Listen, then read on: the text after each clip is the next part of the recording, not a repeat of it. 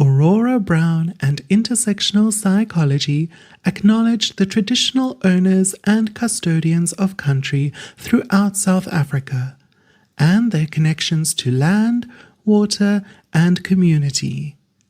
We pay our respects to their elders past and present, and extend that respect to all Indigenous people listening today.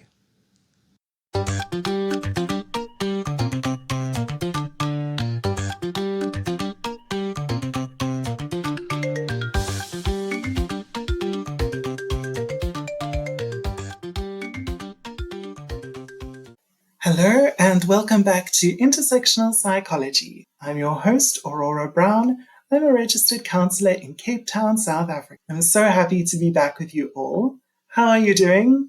Let me know by commenting in your podcast app or emailing me at intersectionalpsychologypod@gmail.com. Today we're returning to our series on transgender health in South Africa to rethink autism and gender diversity. I'm very excited to welcome a guest who has both professional expertise and lived experience of the intersections we've been trying to hide. Siv Greyson is an autistic, African, and transgender liberation scholar. They are a gender diversity and inclusion specialist trained in social anthropology, sociology, and gender studies. In 2022, they served as the first gender and sexual diversity advocate in UCT's Faculty of Health Sciences. And since 2023, they have been working as a co-researcher on a position paper on gender-affirming healthcare for Gender DynamiX. Currently, they are pursuing a master's degree in gender studies at Nelson Mandela University. So, Siv, welcome to the podcast. Hi Aurora. Thank you for having me on here. Would you say there was a specific turning point where you felt like you could claim and hold all of these identities more fully rather than, feeling pressured to choose one over another? Realizing I was queer at 12 was quite scary, but by the time I got to university, I was so deep within myself that it just feels very okay when I start exploring a different identity marker. But with autism, it really changed everything. It changed how I understood myself in relation to other people. It changed how I was able to understand my experiences in school and in my early life. And I spent so much of my life feeling like there was something different about me that wasn't accounted for.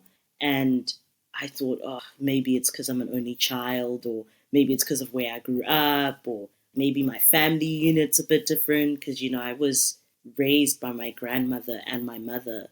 And being raised by women does shape you in these really beautiful, idiosyncratic ways.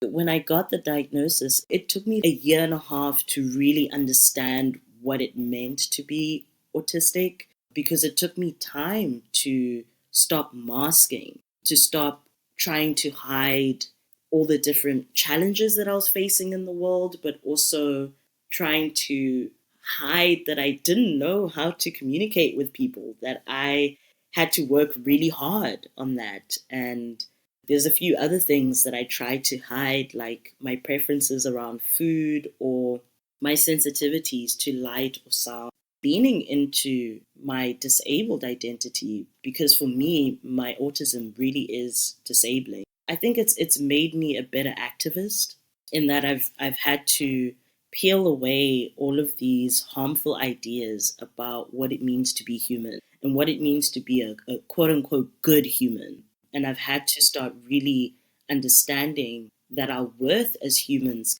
is innate, that we are all worthy and deserving just because, which then led me on a whole other route of learning about abolition and how people are treated in the prison industrial complex. And there's so many layers to this human life thing that were opened up because of my autism diagnosis. And then you have how being Black in white space can feel incredibly weird and bizarre. And it might sound strange speaking about, white space, especially in a quote unquote post-apartheid South Africa. But my private schools that I went to here in the Eastern Cape, a lot of the places I found myself because of my financial access meant that for a lot of the time, I was one of very few or the only Black person in a room of white people, whether it's a restaurant or my school. So I've had so much experience of not fitting in a way that makes me belong or not belong to a group of people in society. But the autism diagnosis showed me the ways in which I have been struggling to fit in, and this is such an academic word, but on an ontological level, on the level of day to day living and breathing. It feels like, of course, I'm always trans, I'm always Black, I'm always, queer in a sexuality sense. But in my house, it doesn't matter in the same ways, you know? Whereas even in my quietest, most solitudinal moments, my autism has an effect on how I experience life. And my views on myself and my brain or my expectations on how I should live have an effect on life. Yeah, absolutely. I think we are starting to see kind of the death knell of capitalism, hopefully, but I don't know how long that process is going to take. But I'm seeing people starting to talk about replacing GDP as a metric of a successful society with quality of life as a metric of success. And I think that is something that we should be working towards. You were talking about with abolition as well, everyone is deserving of dignity and respect and a good quality of life. And our world, this planet, it has enough resources for all of us. We just need to ensure that everybody has equitable access to it.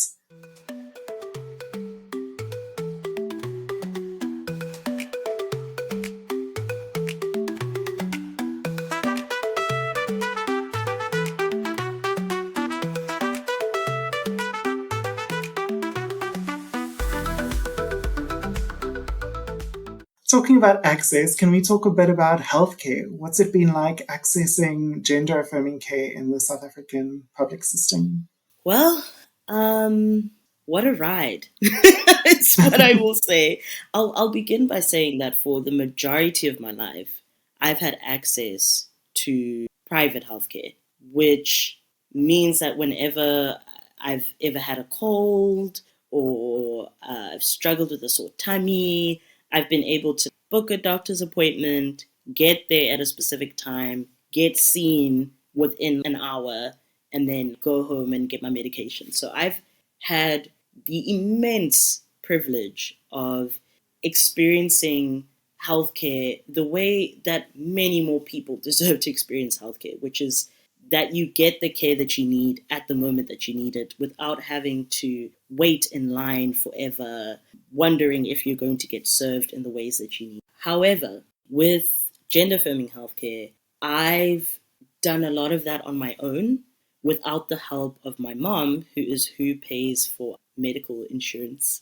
And that's been a different, I am not exactly in a very profitable discipline or workspace. I'm a gender diversity person. I work for NGOs. There's not much money in these spaces, and also a lot of my first big gender affirming healthcare thing that I did was top surgery, and at the time I was still a student. So the way I went about it with the top surgery was I crowdfunded, and this was, I believe, in 2021, and the landscape for crowdfunding was different then, in that as time has passed, it has become more and more difficult to rely on crowdfunding for anything, whether it's gender affirming healthcare, crowdfunding to bury your grandmother or even other forms of healthcare. It's been very hard. But for me, and I think it's really about my social capital, it's about how popular the name Siv Greyson can be, and especially in queer space, that I was able to raise the funds for my top surgery, which was 70 something thousand rands in 10 days, which is like, yeah, it's like, it really doesn't feel real. It to this day, I've had top surgery and everything, and it still doesn't feel real. So that, it was something. I still feel incredibly lucky that I was able to convince people who knew me, people who didn't know me, to send me money. I still feel like I'm not grateful enough, because you can't, in that situation, you can't pay someone back.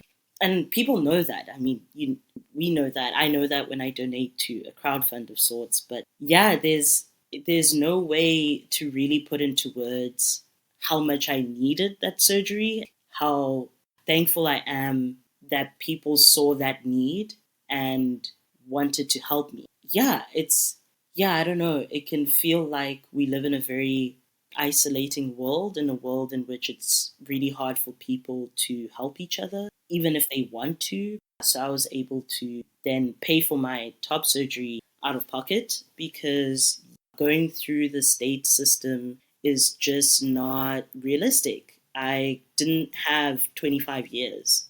And yeah, it can sound like we're over exaggerating as trans people when we talk about how it's either gender affirming healthcare or death, but it was really giving, I'm out of here if I don't get this, because it was just really hard to get through the day, to wake up in my body, to feed this body when I had so many terrible feelings of my body. So much in my life opened up to me because I got top surgery, because I didn't have to think about that part of my body anymore. And I could just celebrate being in my skin, allowed me to.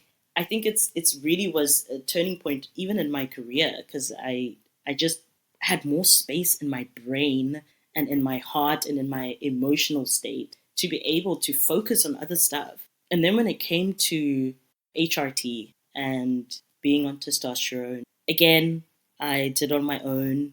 And with that, I had options ish, because I was in Cape Town. So I could have gone through the trans clinic, which quite a few of my friends have gone through. And I don't think initially Fitz RHI was as popular, but they were definitely in existence. But I ended up hustling for some cash and finding ways, selling things sometimes, so that I could afford to go to Dr. Thompson, because I was like, you know what? I really want to have a doctor who's trans. Like, I just want to experience that. And I've been getting my hormones through Dr. Thompson since. But yeah, I do have to oftentimes go through a more loan like situation where I'm able to get access to my medication, but I gotta pay my doctor back as soon as I can. Or moments where I've asked friends to help me here and there, and then I gotta pay them back. And yeah, it's been kind of cuck, because when I moved back home, my plan, which is Gqeberha in Eastern Cape rather than Cape Town, I was like, okay, it would be a good idea now to do the public healthcare thing and try and get some of my HRT in that way. But Wits RHI is closed because funding cuts from USAID. And I don't know, I don't really have a job right now. I'm pursuing a master's. I don't know what the future of Civ getting hormones looks like, especially watching so many of my friends and comrades in Gqeberha just not have anywhere to go. But yeah, like, even if you're just gay, like, just not even like gay in a way that scares people. like I'm talking just your straight up homosexual. You go through so much in the public healthcare system when it comes to sexual health and sexual and reproductive. On top of that, doing research. So for Gender DynamiX, Ingrid Lynch, my co-researcher, and I were working on this position paper, I really got to see what was and wasn't available for trans people when it came to healthcare. And I got to see that it's not just that gender affirming healthcare is scarce or solely available for people with money who can just pay, but healthcare in general is not very trans affirming. And it's not just that the doctors aren't kind of doing the work, but the education system is not teaching them either. I've spoken to many doctors who recently qualified, many psychologists who recently qualified. They said they never encountered a trans person during their internship. They had maybe one lecture on gender affirming care one time. I mean, as someone who was on the inside of a health sciences faculty, I can attest that there are a lot of barriers to changing the curriculum, and that the biggest barrier is that there is apparently just no space in the curriculum for education around specialized trans healthcare. And from where I'm standing, gender is brought up in the curriculum a lot. There's a lot of moments wherein they're speaking about men something something or women something something. And I really think that the changes that we need aren't just a course on trans healthcare that people can opt not to take, but that we actually need the gender binary to be dismantled in the whole curriculum, because I find that they have more than enough time to teach cisness, to there's clearly more than enough time in that few years to come across that cis people exist, but it seems that transness has been really erased outside of that one lecture here and there. Exactly. I love what you're saying, because it's not about carving out a whole term or semester or something for trans healthcare. It's about, when you talk about gynecology, talk about all kinds of people. Yeah. Exactly.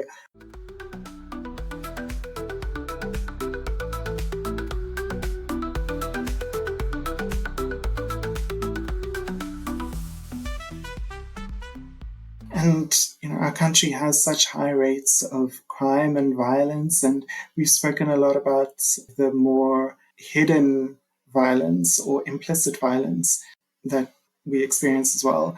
And I've heard some mental health practitioners say that most South Africans are living with chronic PTSD, but you face additional layers of threat or marginalization.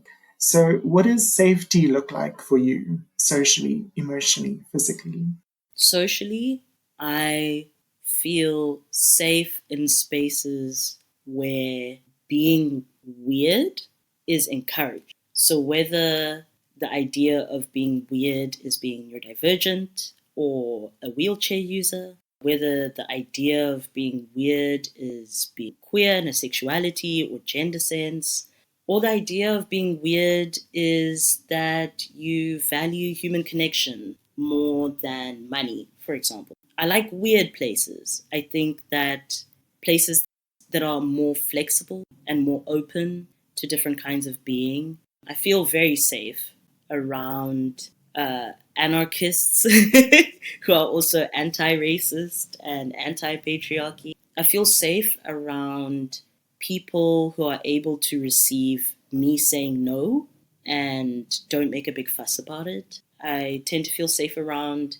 people who recognize their ability to hurt other people and who are willing to do what is necessary in moments where they do accidentally or unmeaningly hurt someone to mend.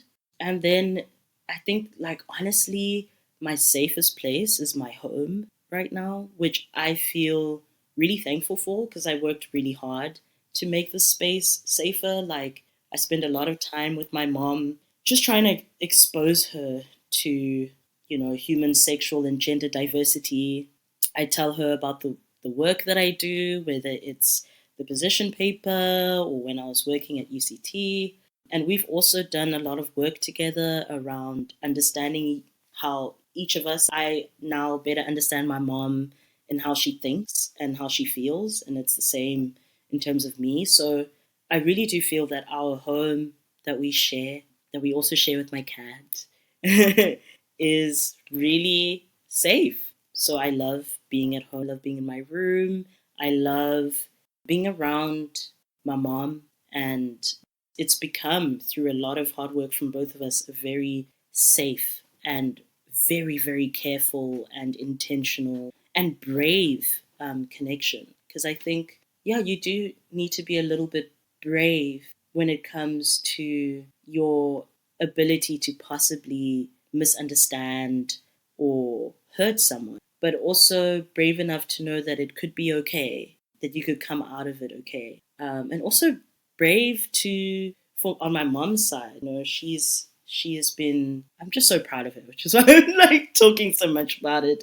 But she's been incredibly brave around just realizing that some of the ways she was taught to parent don't work for me, and being brave and listening to me talk about moments in my childhood where she didn't do the quote unquote right thing, whether it's in terms of gender or sexuality. Like, we've gone on quite a journey. So, and then physical safety, I have two handfuls of people that I call my people, that are like closest people. Mama's one of them, but quite a few of my friends are in there.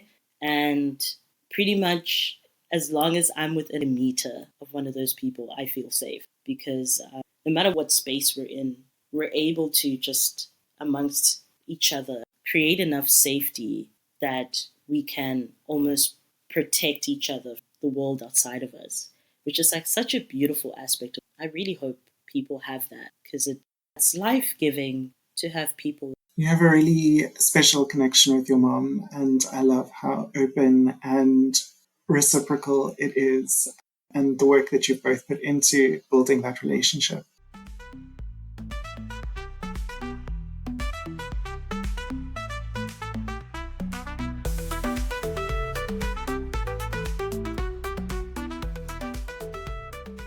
Some queer people unfortunately don't have that in their families of origin, but you've also spoken about chosen family and friends. So where have you found, those support systems outside of your family of origin, and where would you recommend people who don't have that at home go find people? I mean, my chosen family came first, I will say. Mom and I have been on this journey for a long time, but it's only in the past few years that she's really become someone that I feel completely safe with. And chosen family is awesome.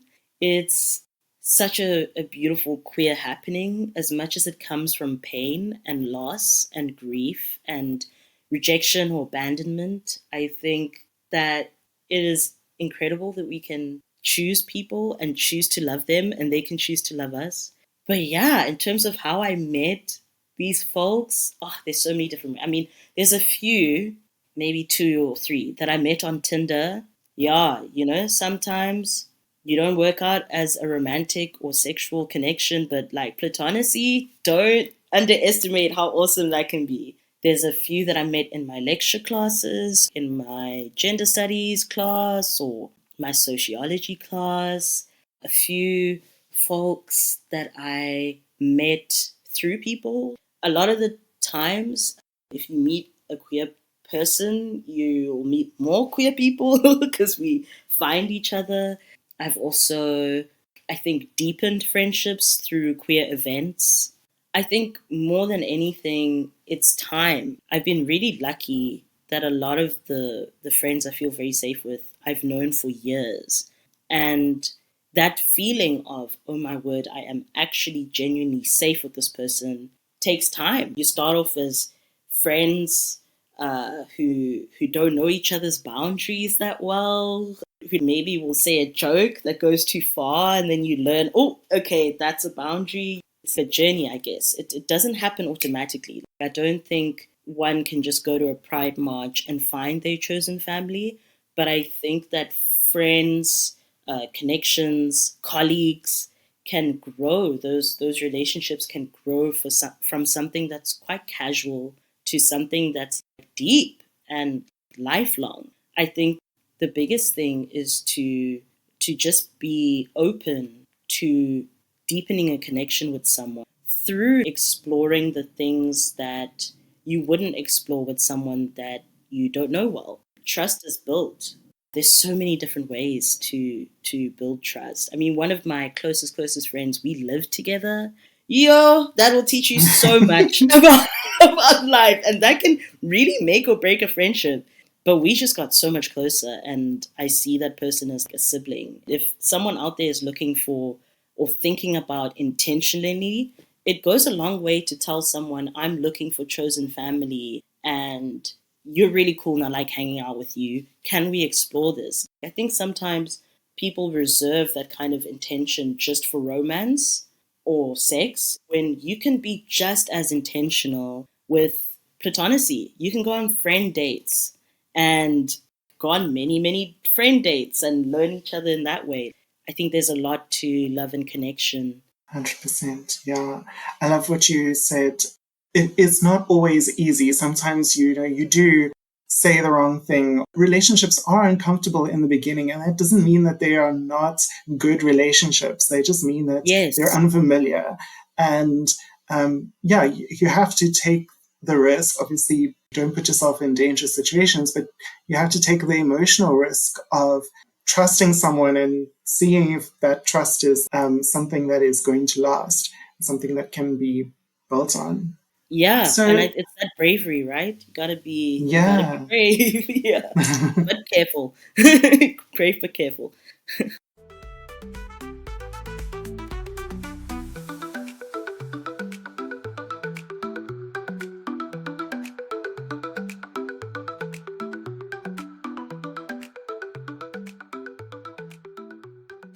So, how can allies, whether those are cis people or neurotypical people or people with racial privilege, how can we show up better? So I've noticed that allies or people who try to be allies struggle a lot with fear and insecurity. Whether it's the fear of being wrong or hurting someone or saying the wrong thing, or there's a lot of fear.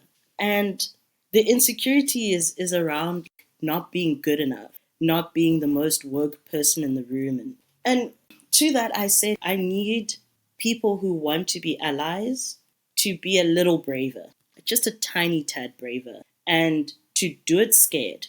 Just do it scared. To say the thing scared, to stand up for the person scared, and to just be ready to handle the consequences of saying the wrong thing. It's going to be okay. It can sometimes feel impossible to do the right thing. And I think that people need to worry less about doing the right thing and more about asking what needs to be done and doing what they can.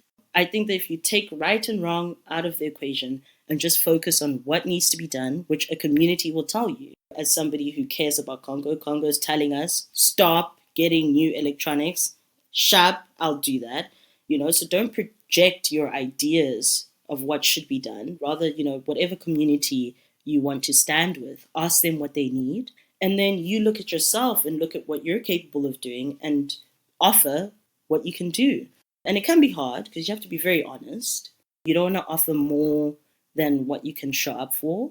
And you don't want to, hoard resources that could be shared. It's a delicate dance. But I find for myself, because I'm not oppressed in all kinds of ways, I'm just, oppressed in a few specific ways. And when I try to stand with a group of people, for me, it's just about doing what is within my capacity and doing according to what that community says needs to be done. And then also just being brave. It's okay if I get things wrong. I will learn. And people are quite forgiving. And to take it one step at a time. I love what you said about doing it scared, because yes, doing it scared means that you will sometimes make a mistake, but you then also, I think maybe something that takes the most courage is not just doing it scared, but is then going and apologizing and owning your mistakes as well. It's such a hard lesson to learn, and it takes such humility to apologize and to own your mistakes. And I think maybe even the hierarchies that we were talking about earlier, that plays into it as well, because now you're having to kind of be humble or take that humility in front of a group that you kind of maybe saw as inferior. And that is really, it's just that, like, it can fuck with your whole worldview and your whole... Yeah, it can. It's very emotionally dysregulating. And I think that there's a lot of power in just taking a step back, crying it out, moving through your emotions, and then coming to the person and say, yo, like, I fucked up, And also remembering that they don't owe you forgiveness. Yeah. Like you said, Yeah.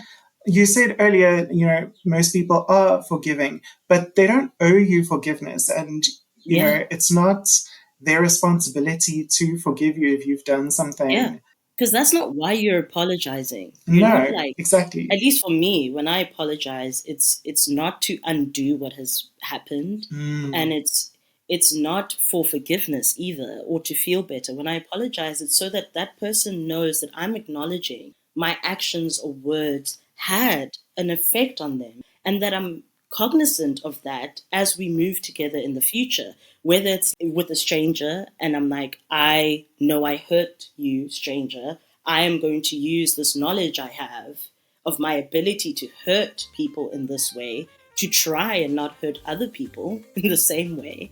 People want to be good and want to be right. And I think just let go of that and more just try to continuously be the kind of person who can learn and do a little better next time. Thank you. So thank you so much for being here. Where can listeners go to support you and your work? You can find me on Instagram, the easiest, just at siv greyson. And my Instagram has links for all the other stuff, like my writing, my photography, some of my teaching. And feel free to pop me a DM. My DMs are open, but I do reserve the right to ignore a DM. So don't feel too much like you will definitely get a response from me. I am trying to leave Meta though, so don't get too invested in the Instagram. Same. I am building a website slowly. It just takes time. Thank you, Siv. I really appreciate your time. Pleasure. Thank you. This is a good chat. And thanks to you, the listener, as well. Look after yourself. And remember, everyone has the right to live with optimal mental health. Thank you for listening to Intersectional Psychology. Please follow or subscribe to the podcast to get every episode. If you enjoyed this episode, please rate and review Intersectional Psychology in your preferred app. It really helps other people find the podcast. This episode of Intersectional Psychology was researched, written, recorded, and edited by me, Aurora Brown. For a transcript of this episode, please see the link in the show notes on your podcast app or go to intersectionalpsychology.com.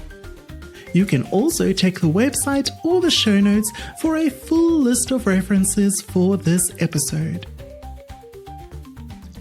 A video of this episode with closed captions is available on youtube.com/@intersectionalpsychology.